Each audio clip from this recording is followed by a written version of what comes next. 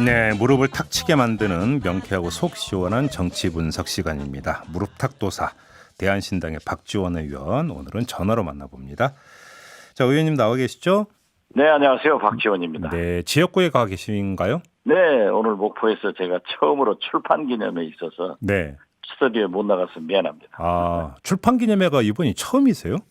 네, 이번엔 처음입니다. 보통 국회의원들 선거 앞두고 많이 출판 기념회 많이 하던데 그동안 한 번도 안 하셨어요? 한 번도 안 했고, 아, 9월에도 예. 안 해봤고, 네. 제 애들 결혼할 때 연락도 안 했습니다. 아, 그러셨군요. 알겠습니다. 그게 더 이채롭네요. 자, 이전부터 좀 여쭤볼게요. 어제 문재인 대통령 신년 기자회견이 있었는데요. 조금 전에 인터뷰했던 정병국 의원에게 어떻게 평하냐고 여쭤봤더니 한쪽 면만 보고 있다. 이렇게 아주 혹평을 하던데 의원님은 어떻게 평가하십니까? 글쎄 우선 문재인 대통령께서 연임 때 회견보다도 더 표정이 맑으시고 네. 힘도 있고 좀 좋으신 것 같아요. 그렇게 읽으셨어요? 네, 네. 그래, 힘도 있고 그러니까 마음이 좋아진 이유가 뭘까요?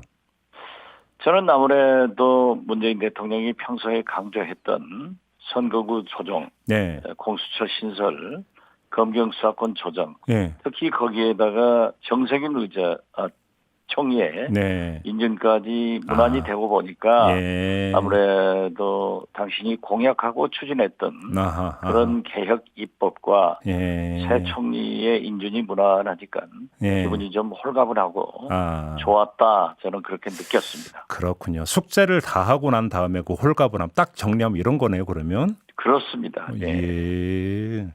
근데 지금 뭐 그 보수 쪽에서는 저 신년 기자회견 내용이 너무나 아전 인수, 그다음에 한쪽 면만 본다, 그다음에 뭐 그 국민 탓한다 이런 식으로 막 혹평을 하던데, 그럼 이건 어떻게 봐야 되는 겁니까? 그건 뭐 대개 역대 예. 대통령의 기자회견이나 연두 연설에 대해서 네. 야당은 꼬집는 게 의무죠. 그러니까 그냥 넘어가야 하고 네. 또 솔직히 한국당이 지금 2년 내내 문재인 대통령의 발목을 잡고 특히 네. 황교안 대표 체제 하에서 예. 모든 국회를 버리고 장애투쟁을 한 결과가 음흠. 오늘날 국민의 지지도로 나오고 있지 않습니까? 네. 뭐 그러한 야당의 지적을 음흠. 또 탓할 게 아니라 대통령께서도 감안해서 네. 또 특히 정부나 여당은 감안해서 잘 하시면 되겠죠. 알겠습니다. 뭐 의원님 또 그 국회 법사위 소속이시기도 하고 그러니까 이 질문은 안 드릴 수가 없는데, 어제 그 윤석열 검찰총장에 대한 문재인 대통령의 그 언급을 한마디로 정리가 참 힘들던데 저도 보니까 윤석열 총장에 대한 문재인 대통령의 인식, 생각 어떻게 읽으셨어요? 글쎄요, 우선 윤석열 검찰총장에게 개혁의 주체로서 좀 적극적인 검찰 개혁에 나서달라, 그러한 그 메시지를 은유적으로 던졌다, 이렇게 저는 보았습니다. 네, 그래요. 역시 신임은 하고요. 신임을 하고, 예, 네, 다만 어떤 그 조직 문화와 관행에 대한 어떤 개선 요구 이런 것. 총장도 어제 그 연수원에 가서 연설을 하면서 네. 검찰도 바꿀 것은 많이 바꾸겠다, 음흠. 이렇게 대통령께 네. 화답한 것으로 저는 해석했습니다. 윤석열 총장이 어제 그런 그 발언도 화답으로 읽으신 거고요. 그렇습니다. 그리고 예를 들어서 그 검찰 고위 간부 인사 과정에서 이른바 뭐 항명 논란이 있었는데, 이것도 그럼 어제 문재인 대통령의 그 언급으로 그 말끔히 정리가 됐다고 봐도 되는 겁니까? 그렇게 받아들여야죠. 왜냐하면은 저는 다시 말씀드려서 문재인 대통령이 임명한 법무부 장관, 네. 검찰총장, 네. 같은 정부 내의 장관급 인사들 아니에요? 예. 그러면은 어떠한 갈등이 있는 것은 당연하죠. 예. 그렇지만은 같은 식구이기 때문에 빨리 만나서 그 부분을 해소하는 것이 더 중요하다. 예. 아무리 같은 정부여도 같은 형제간에도 이견이 있을 때가 있지 않습니까? 네. 이걸 가지고 계속 갈등을 하고 예. 싸워 나간다면은 국민이 얼마나 불안하고 검찰 조직이 흔들리지 않습니까? 예. 그렇기 때문에 저는 그런 의미에서 대통령께서 인사의 절차 같은 문제는 좀 문제가 있었다. 예. 그렇지만은 검찰도 개혁의 대상이 아니라 주체로서 검찰 개혁에 앞장서야 되고 그러한 알력은 없었으면 좋겠다 하는 그런 은유의 메시지를 준 것 아닌가. 네. 그래서 저는 수습해야지 예. 계속해서는 안 되는데 역시 윤석열 총장께서 그렇게 화답을 한 것은 참 잘한 일이다. 네. 저는 그렇게 봅니다. 근데 이제 그 검찰 중간 간부급 인사, 차장 부장 인사가 지금 예정이 되어 있지 않습니까? 그렇습니다. 근데 인사를 했는데 네. 검찰에서 또 어떤 그 이런저런 이야기가 나오고 만약에 또 이런저런 어떤 잡음이 나온다면 어제 문재인 대통령의 발언이 오히려 무색해지는 거 아닙니까? 그건 당연히 과거 검찰 인사를 보더라도 네. 역대 정권에서 검찰 인사를 하면은 예. 좀 항명 파동이 있더라고요. 그래요. 그런데 사실 저는 이번에 예. 추미애 장관이 제가 생각했던 것보다 일반적으로 언론에서 평가했던 것보다 굉장히 센 인사를 했잖아요. 네네. 그래서 제가 오죽했으면 법사위에 나온 추미애 장관에게 항명파동 네. 등 인사불만들이 나오는 거 아니냐라고 예. 했더니 아직까지는 그러한 움직임이 없다라고 했는데 예. 그 몇 분이 예. 지금 현재 나타나신 분이 두 분이죠. 김웅 검사하고 뭐 예. 네, 저도 그 김웅 검사는 아주 그 유능하고 네. 참 저하고도 잘 아는데 네. 이분이 그 검경 수사권 조정 문제에 대해서 단장을 했어요. 예. 그래서 저에게도 많이 대화를 했는데 참 훌륭한 검사인데 아쉽습니다. 그래요. 어떻게 됐든 예. 그러한 그 자기의 소신을 펴고 사표를 낸 것은 또 그대로 받아들여야죠. 네. 그리고 그러한 분들의 지적도 항상 검찰총장이나 법무부 장관은 감안하면서 조직을 이끌어야 되고 네. 또 인사를 해야 된다. 예. 저는 그렇게 생각합니다. 여기서 좀 그 촉을 한 번만 좀 발동해 주세요. 그러니까 차장 부장 인사가 어느 정도의 폭으로 이루어질 거라고 전망을 하세요. 특히 지금 그 몇 가지 어떤 수사 책임자들이 있지 않습니까? 실무 책임자들 교체 대상에 포함이 될 거라고 보세요? 저는 개인적으로 희망사항은 그렇게 센 인사를 안 했으면 좋겠다. 이번에는 좀 조화롭게 했으면 좋겠다라고 예. 생각하는데 예. 어제 대통령의 회견 내용이나 추미애 장관의 말씀을 종합해 보면은 네. 역시 센 인사가 나올 것 같습니다. 그러면 지금 뭐 예를 들어서 뭐 이른바 감찰부마 의혹 사건이나 뭐 하명 수사 의혹 사건과 관련된 수사 지휘부 교체도 가능성이 있다 이렇게 지금 전망을 하시는 거네요, 의원님? 네, 저는 개인적으로 바라지 않습니다만은 예. 그래서 좀 조화를 이루었으면 좋겠다 이번에는 예. 그랬는데 거듭 말씀드리지만 예. 대통령 회견 내용이나 윤석열 총장한테 표현한 그러한 내용 또 추미애 장관의 신념으로 와서 그런 강한 인사가 나올 것 같습니다. 세게 나올 것 같아요. 그렇게 전망을 하시는 거군요. 알겠습니다. 그 문재인 대통령 어제 또 조국 전 장관을 이제는 놓아주자 이런 그 이야기를 했는데 어떻게 받아들이세요? 문재인 대통령이 조국 전 장관에 대한 신임이 굉장히 높은 것 같아요. 그리고 저도 김대중 대통령의 신임을 강하게 받았는데 예. 역시 그 대통령께서 신임하시고 그러한 참모들의 얘기를 믿고 계시는구나. 저도 대북 송금 특검 뭐 소위 DJ 노후 자금을 가지고 있다라고 했을 때 김대중 대통령이 강한 신임을 보내시더라고요. 네. 왜? 사실이 아니니까. 당신이 누구보다도 잘 아시니까. 그래서 저도 그러한 대통령을 모셨다는 것에 대해서 굉장히 긍지를 느꼈는데 네. 문재인 대통령과 조국 전 장관 사이에도 이렇게 깊은 신뢰가 있구나 하는 것을 제 경험을 통해서 알게 됐습니다. 그렇게 보시는 거고요. 예, 그리고 지금 문재인 대통령이 조국 전 장관을 좀 도와주자라고 네. 한 것은 현재 검찰 수사 중이고 네. 재판이 계류 중인 사건이기 때문에 거기에 맡겨두자 그렇죠. 하는 것으로 저는 받아들였습니다. 유무죄 판단은 법원에 맡기고 이제 어떤 그 예. 국론이 갈리고 했던 부분들을 언급을 하면서 이제 놓아주자 이런 이야기였으니까요. 그렇습니다. 뭐 그리고 예, 예. 거기에 대통령의 그 말씀은 그 소위 집회가 많잖아요. 네. 뭐 조국 수호, 또 조국 반대 이런 찬반의 집회 이런 것도 자제해서 이제 사법부에 맡겨두는 것이 좋지 않느냐. 네. 그런 의미를 함의하고 있다고 생각했습니다. 그래요.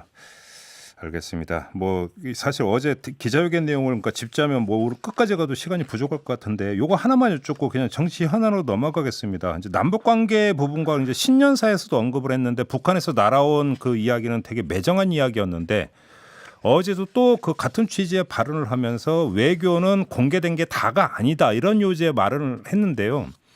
비공개 영역에서 뭐가 좀 추진이 되고 있을 가능성은 어떻게 점치세요? 그래서 저도 어제 그 해결을 보고 예. 지금 현안인 검찰 개혁은 해야 된다. 예. 또 부동산 투기는 끝까지 잡겠다. 예. 그리고 특히 지금 질문하신 대북 정책에 대해서 꿋꿋하게 가겠다라고 네. 하신 것은 분단된 나라의 국가 원수로서 가장 잘 지적을 하셨다 예. 이렇게 생각합니다. 예. 지금 현재 대북 문제가 북미 간에 꼬이고 사실 지금 어려운 것도 사실입니다. 그렇지만 우리나라 대통령이 풀어나가지 않으면 누가 풀겠습니까? 네. 그래서 저는 문재인 대통령의 대북 정책은 어떤 면에서도 저는 확실하게 지지를 표명합니다. 그래서 네. 그러한 말씀을 하신 것은 당연하다. 그리고 그 말씀 내용을 보더라도 남북 간에 북미 간에 그래도 어떤 물밑 대화는 이루어지고 있다. 네. 그래서 희망이 있다. 물밑 대화가 이루어지고 있다고. 예. 저는 북미 그렇게 간에. 느꼈습니다. 예. 북미 간에. 예. 그리고 우리 남북 간에도 그래도 신랄같이 실무자들이라도 네. 만나고 있다 하는 것을 느꼈기 때문에 남북 간에도 만나고 있다고 지금 그 읽으셨어요? 실무자 간에 그러한 대화가 있지 않는가 이렇게 읽었기 때문에 예. 물론 제 희망사항도 포함되겠지만은 네네네. 그 희망의 끈을 갖자 하는 것은 대통령으로서 지구상의 유일한 분단국가 대통령이 그러면 북한하고 전쟁하고 대화 막아버리자 이건 옳지 않지 않습니까? 그렇죠. 그런데 저는 잘하셨다. 알겠습니다. 자, 이 정도로 그 가름하고요. 정치 하나 좀 여쭤봤는데 사실 오늘 인터뷰 시작하면서 먼저 축하 인사부터 좀 전했어야 될 것 같은데 일단 대한신당이 공식 출범을 했대요, 의원님. 네, 그렇습니다. 예. 통합을 위해서 창당을 했습니다. 네, 축하드리고요. 감사합니다. 근데 그 창당 후에 바로 통합 이야기가 나오던데 안철수 전 바른미래당 대표가 어제 어떤 메시지가 나왔냐면 정치 공학적인 통합 논의에는 참여할 생각이 없다고 분명히 선을 그었거든요. 이제 보수 통합 논의를 이야기를 하는 건데 혹시 그러면 대한신당에서 이야기하고 있는 통합 논의에 참여할 가능성은 어떻게 봐야 될까요? 저는 처음부터 안철수 대표하고는 함께 가지도 않을 것이고 네. 그분도 함께 하지 않을 것이다. 이렇게 제가 분명하게 말씀드렸기 때문에 예. 안철수 전 대표의 통합은 보수 대통합입니다. 그리고 그분은 이미 이 보수를 해기했기 때문에 우리가 정체성상 통합하기는 좀 어렵지 않는가 그렇게 저는 보고 있습니다. 그러면 의원님 그 안철수 전 대표 쪽에서 정치공학적인 통합 논의에는 참여할 생각이 없다고 이렇게 딱 잘랐을까요? 그럼 왜? 제가 뭐라고 했습니까? 안철수 전 대표는 바른미래당에 돈도 100억 있고 거기에 많은 그 자기 지지 비례대표 의원들이 있지 않습니까? 예. 그렇기 때문에 거기를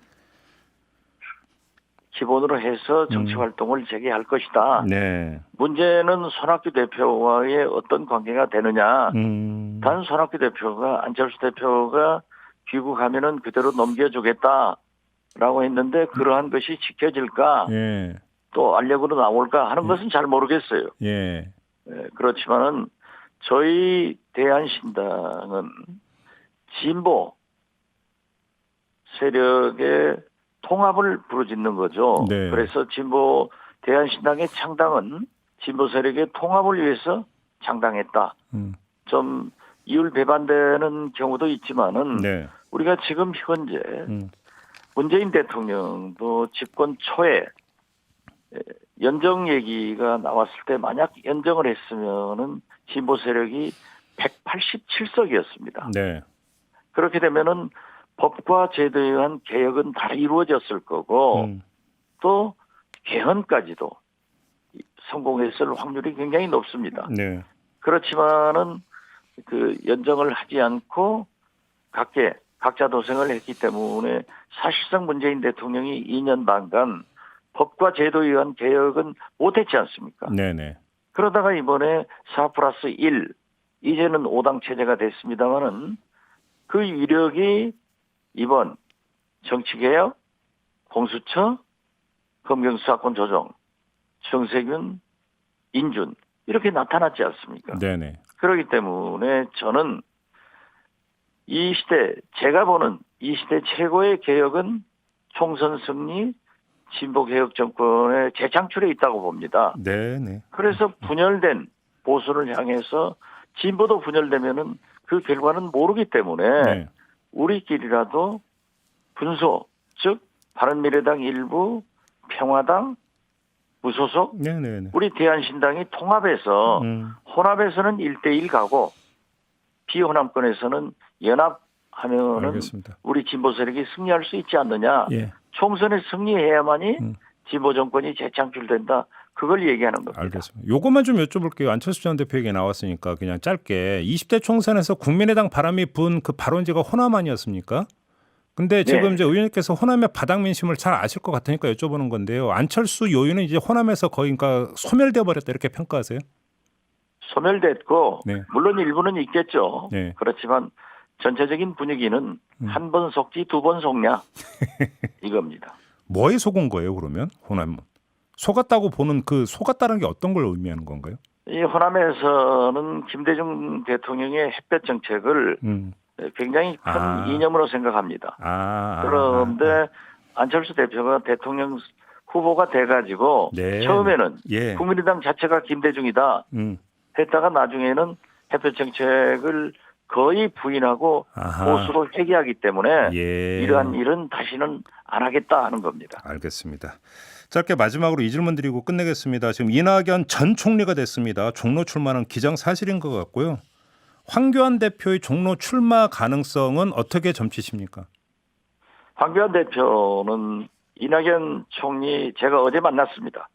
아, 예. 그런데 종로로 아직 당에서 어떠한 얘기를 해야 되겠다 하지만은 종로로 굳힌 것 같아요. 네. 이낙연 총리가 종로로 굳히면은 황교안 대표는 제가 여러 번 얘기했습니다만은 배짱이 없어서 못 나올 겁니다. 아, 그렇게 보세요? 근데 예. 엊그저께 뭐 그 보도에 따르면 한국당 안에서 거의 잠정적으로 종로 출마로 기울었다 이런 보도가 있었는데 아니라고 보세요? 기울었으면 좋죠. 빅매치가 돼가지고 예. 저는 이낙연 전 총리가 압승하리라고 봅니다. 압승하리라고 보신다고요? 예, 알겠습니다. 아무튼 일단 근데 압승 여부를 떠나서 이제 출마 여부가 이제 그 관심사인데 의원님 개인적으로는 출마 안 할 거라고 보신다는 말씀이시죠? 저는 못할 거라고 봅니다. 왜냐하면은 예. 황교안 대표는 아주 좋은 기회를 재작년에 상실했습니다. 만약 당에서 요구하는 대로 창원에서 네, 창원 성산에서 출마했으면은 국회의원 당선되고 큰 기적을 이루어서 굉장히 강한 위치를 공고히 할 수 있었지만은 그걸 피하고 원룸만 알겠습니다. 얻어가지고 사모님하고 함께 가서 선거운동했지 않습니까? 알겠습니다. 그러나 졌습니다. 네. 자, 이렇게 마무리하고 인터뷰 마무리하겠습니다. 의원님 고맙습니다. 네, 감사합니다. 네, 지금까지 대한신당의 박지원 의원이었습니다.